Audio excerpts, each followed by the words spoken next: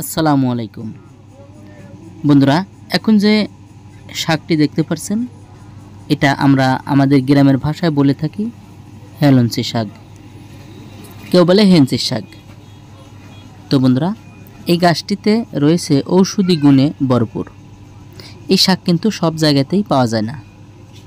এই শাকগুলো বিশেষত বেশি পাওয়া যায় গ্রামগঞ্জে। তো এই শাক নিয়মিত খেলে শরীর সুস্থ রাখে এবং শরীরের দুর্বলতা কাটিয়ে তোলে এবং এই গাছে রয়েছে প্রচুর পরিমাণ ঔষধি গুণে ভরপুর। তো হেলাঞ্চি শাক কিন্তু আমরা বিভিন্নভাবে খেয়ে থাকি। কেউ ভাজি করে, কেউ মাছের সাথে রান্না করে এবং কেউ ভর্তা করে। তো যে যেভাবেই খান না কেন, এটিতে প্রচুর পরিমাণ ভিটামিন রয়েছে।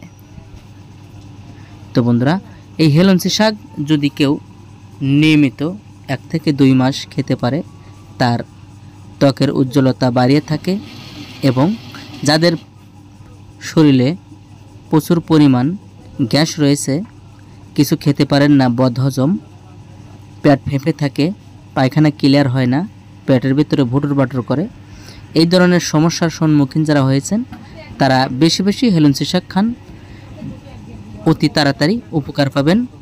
হেলঞ্চি শাক যদি নিয়মিত খাওয়া যায়, আপনাকে কোনোদিনও ঘাসের ঔষধ খেতে হবে না। তো বন্ধুরা, ভিডিওটি যদি একটু ভালো লেগে থাকে একটি লাইক দিতে ভুলবেন না। তো ভালো থাকুন, আল্লাহ হাফেজ।